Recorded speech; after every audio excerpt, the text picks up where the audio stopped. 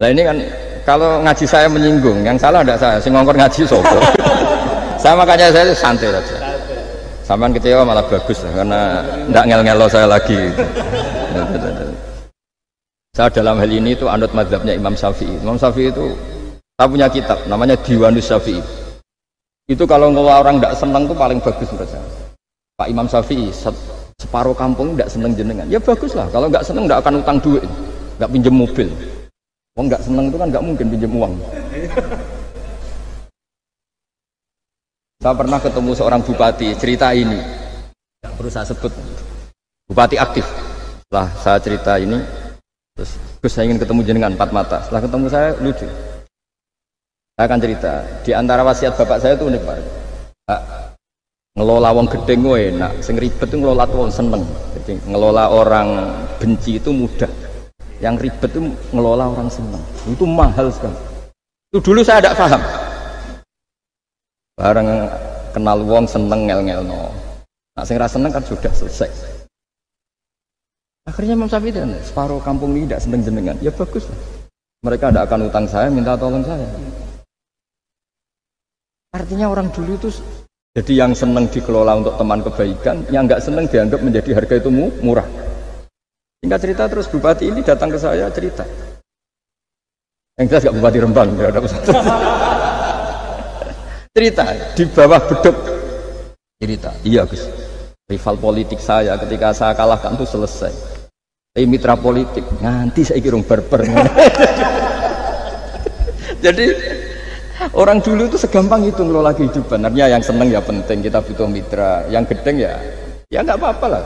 Barokahnya gedeng itu tidak ganggu anda kan. Asal sing gedeng aja dukun sandat ribet itu kalau nanti. Ketika Imam Syafi'i diceritain orang yang tadi nyium tangan jenengan, yang sama jenengan diluk hormat, di luar itu memaki-maki jenengan. Kata Imam Syafi'i, bagus lah. Berarti saya wibawa, di depan saya tidak berani. Beliau seenteng itu melihat dunia. Jadi orang dulu itu makanya mereka gampang jadi wali karena radhiyallahu anhum wa radu an. Jadi orang yang melihat Allah itu sudah ridho ya sudah. Nabi Musa itu kekasih Allah, kalimullah. Itu orang Israel. Itu yang gedeng yang ngel-ngel no, yang seneng yang ngel-ngel no. Malah paling ribet kalau ngadepi orang Israel. Singkat cerita Nabi Musa itu bilang gini, ya Allah kasih saya ijazah yang dengan ijazah itu orang terbungkam semua tidak bisa ngeritik saya, tidak bisa mencibir saya, tidak bisa ngata-ngatain saya. Jawabnya Allah itu lucu, ya Musa hadza syai'un lam asna'hu li nafsi fa kaifa asna'hu bika. Aku pangeran sing salah paham akeh pemen aku kuwi mau nabi. Aku iku pangeran sing salah paham mbek aku akeh. Jadi saya ini Tuhan. Yang cara pandang tentang saya keliru itu saja banyak, apalagi kamu. Mestinya saya yang terbebas dari disalahpaham. Padahal Nabi Musa aku itu pangeran, darani anak di bojo, ono sing darani aku fakir, ono sing darani aku kikir, macam-macam. Orang Yahudi itu kalau rezekinya baru sempit itu bilang ini Tuhan kikir sekali. Sampai laqad sami Allahu qala alladziina qalu innallaha faqir. Artinya pejabat juga gitu, kalau salah kebijakan juga dihujat. Ini tidak mensejahterakan rakyat. Itu kalau lapor Allah jawabannya gitu, kamu pejabat salah pahami ribet, saya Tuhan saja disalahpahami. Jadi orang dulu itu segampang itu ngelola hubungan dekat dengan Allah. Jadi pakai rasa. Jika Ki Hamid Pasuruan itu ngijazai orang-orang sepuh, ada yang dikasih wiridan, disuruh menghafalkan, nggak hafal-hafal. Tadi nanti misalnya mati kok belum hafal, statusnya ini penghafal wiridan, kan bagus. Daripada ngapalkan saya ingin punya rumah kayak yang di Singapura, berarti Anda menghafalkan bentuknya, pernak-perniknya. Bila perlu Anda menghafalkan nomor arsiteknya siapa. Masa Anda hafal tentang cari ridhonya Allah, hafal bangunan milik orang lain dan bayangkan punya. Kalau Anda mati pas seperti itu, berarti tujuan kamu ya untuk seperti itu. Itu famangkara hijratu ila dunya yusibuha aw imra'atin yang tihuha fa hijratu ila ma hajara ilaih. Jadi nanti kita mati itu distatuskan sesuai komitmen kita ingin apa, itu status kita. Jadi kalau kita ingin punya rumah mewah kayak yang di Singapura, kayak yang di Amerika, kayak di Eropa, itu terekam di otak kita, terus kita ngapalkan arsiteknya namanya siapa, itu di rumah mana, terus kita angen-angen ada arsitek yang kita bawa ke sana supaya niru. Untuk kita loh, untuk pribadi, nggak tahu saya kalau nanti untuk negara, nanti dibantah BUMN. Untuk negara gimana? Mungkin masih mendingan kalau untuk negara. Kalau untuk pribadi, singkat cerita akhirnya kiai-kiai dulu itu bikin gerakan hafal Quran sama orang-orang sepuh yang jelas secara lahir tidak akan.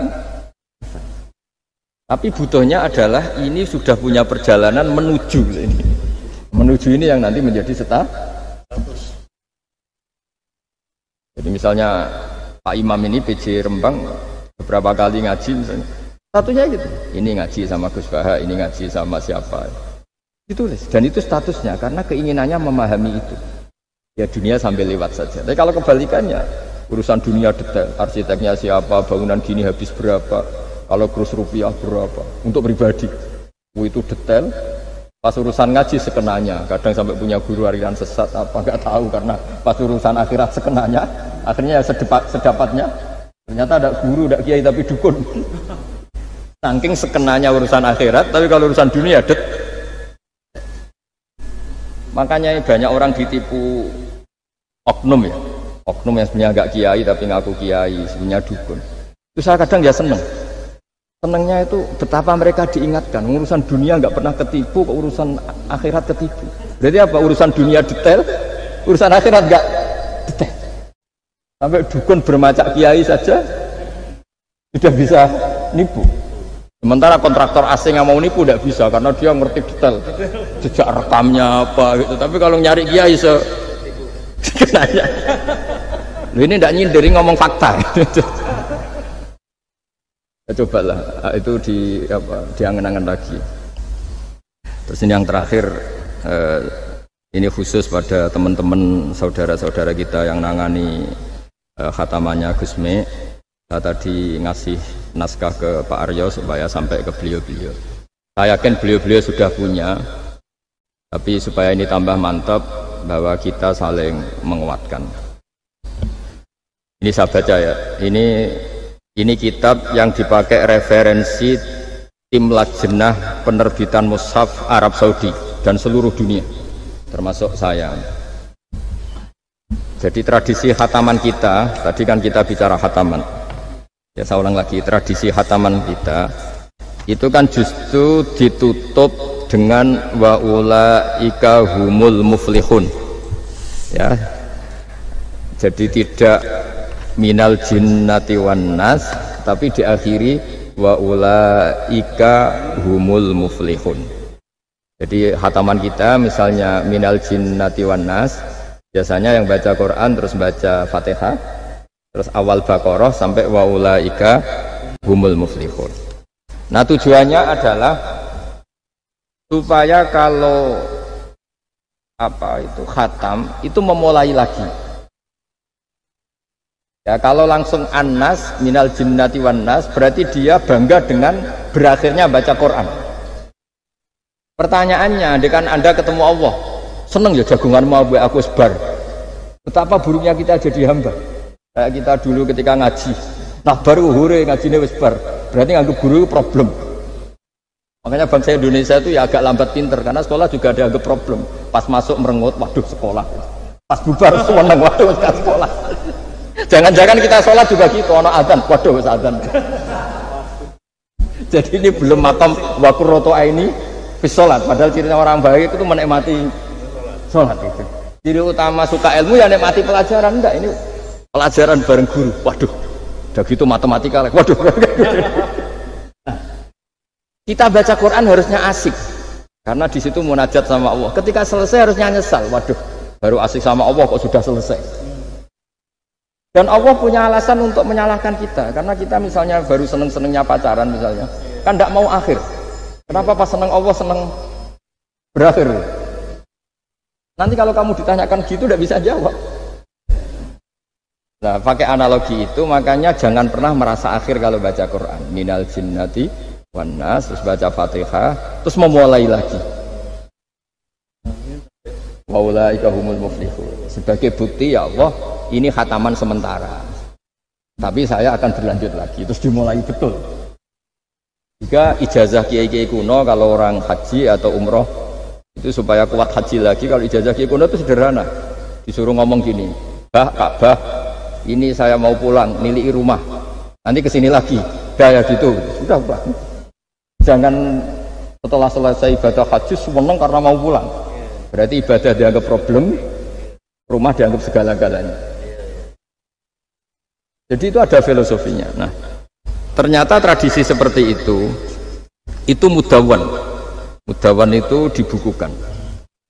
Ya saya baca ini di kitab Ghaithun Naf'i karangan Imam Waliullah As-Sofakusi. Saya baca saja. Nanti yang ngerti bahasa Arab biar diartikan sendiri, yang nggak ngerti nanti saya bantu. Takmilun. Nah, ini khusus para hafid tadi yang ikut khataman, mohon didengarkan. Takmilun fi masaila tata'allaku bil khatmi. Al-ula sabatan nasu anil maki min riwayatil bazi wa kumpul wa ghairihima annaman qara'a wa khatama ila akhirin nas qara'a al-fatihata ilal muflihun min awalil baqarah wa sa'al amalu bihadza fi sa'iri biladil muslimin. Jadi mulai dulu kalau orang khataman itu ya An-Nas, Fatihah, terus wa ulaika humul muflihun. Dan cara seperti itu wasa al-amalu bihadza fi sa'iri biladil muslimin. Semua negara dunia ya sama seperti itu. Hanya tradisi yang dilakukan bapak saya sampai semua guru-guru kita, guru Quran, termasuk yang di Jantiko dulu, sama sih dulu namanya Jantiko, lama-lama mantap ya. Itu sudah benar itu. Jadi mungkin teman-teman sudah melakukan tapi nggak tahu filosofinya. Ini saya bantu. Filosofinya adalah supaya kita tidak merasa mengakhiri baca Quran, tapi sekaligus memulai. Kalau nak kue niat ngakhiri tenan itu seakan-akan kan baca Quran itu problem. Terus ketika berakhir kita senang. Sholat juga gitu Pak Imam. Yang menjadikan umatnya Rasulullah Shallallahu Alaihi Wasallam dijamin surga itu diantaranya cara sholat begini Pak Arya. Saya hafal hadisnya itu. Absyiru ya ma'syaral muslimin. Ini kata Rasulullah. Hari ini Jibril muncul dan memberi satu pengumuman yang sangat menggembirakan. Apa itu? Umatku berstatus, ya ini kata malaikat Jibril. Umatku berstatus mereka itu fa'alu faridotan wantadharu ukhra. Melakukan satu fardu selesai atau addu faridotan wantadharu ukhra. Jadi misalnya tadi saya sholat subuh, status saya ditulis oleh malaikat Jibril, Bak tadi sholat subuh. Dan ketika saya ditanya, Bak kok ijek urip sampai jam 10, jam 11, ngenteni apa sholat duhur. Ketika sholat duhur selesai, orientasi saya ngenteni sholat asar. Begitu seterusnya. Hingga statusnya umatnya Nabi adalah addu faridotan wantadharu ukhra. Komitmennya adalah melakukan satu fardu dan menunggu yang lain. Berarti kita dihimpit di dua kebaikan. Kebaikan sudah kita lakukan dan kebaikan yang lain kita sekarang ngasih anak yatim, di hati kita juga ingin mengasih lagi, ngasih orang miskin juga gitu. Begitu juga kebaikan-kebaikan yang lain. Jika kita dihimpit di dua apa? Kebaikan yang kita lakukan dan kebaikan yang kita angankan ya, atau kita cita-citakan. Ya sudah begitu. Jika dengan cara seperti itu orang Islam itu nyaman. Bayangkan kalau kita berstatus punya rumah dan punya rumah lagi, ingin punya mobil lagi, berarti satu itu minat dunia wa ilat dunia, minat dunia ilat dunia. Itu kalau pas mati, pas khayalnya begitu, Allah posisinya di mana? Ya ini sudah siap ya, setor ya, kata mana? Siap Pak Bunga ya? Ya siap. Sampai berapa juz rencananya? 30 ya. Sampai 30 juz apa juz 30? Juz 30 dulu. Juz 30 dulu. Jadi sampai segitunya guru-guru kita memandu, makanya terus dilatih dzikrul ghafilin, dilatih apa supaya kalau kita biasa pergi kembali misalnya, rombongan kembali, mungkin kita istighfar. Buat sekali-kali rombongan datangin khataman Quran, datangin acara-acara sehingga ada perbandingan. Nah, setidaknya saat kita salah itu tidak status, tapi zallah bawaan manusia. Tapi status kita adalah faman kana hijratuhu ila Allahi wa rasulih fa hijratuhu ila Allahi wa rasulih. Nah, kemudian kenapa itu menjadi perilaku masif di seluruh dunia? kalau khataman justru ditutup oleh awal Baqarah. Kan agak aneh khataman kok ditutup dengan permukaan atau permulaan. Ya. Itu terus beliau ini di beberapa kitab diterangkan anna rajulan qala ya Rasulullah ayul a'mali afdalu. Amal terbaik itu apa ya Rasulullah? Qal alaika bil halil murtahil. Terus wa ma halul murtahil? Qal sahibul qur'ani kullama khalla irtahala. Amal terbaik itu adalah amal setelah selesai ingin melakukan lagi. Apa itu? Orang yang menghafalkan Quran atau membaca Quran atau khataman Quran setelah selesai langsung dimulai lagi.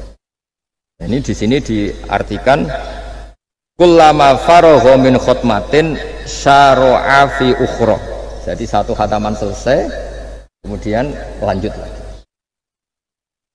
Ya kan kalau kita misalnya orang kaya ke Singapura wisata kan langsung mungkin sudah punya brosur lagi, mungkin mau ke New Zealand atau apa. Kenapa pas urusan khataman ndak itu? Jadi manusia itu yang benar gitu. Jadi ya kira-kira gitu.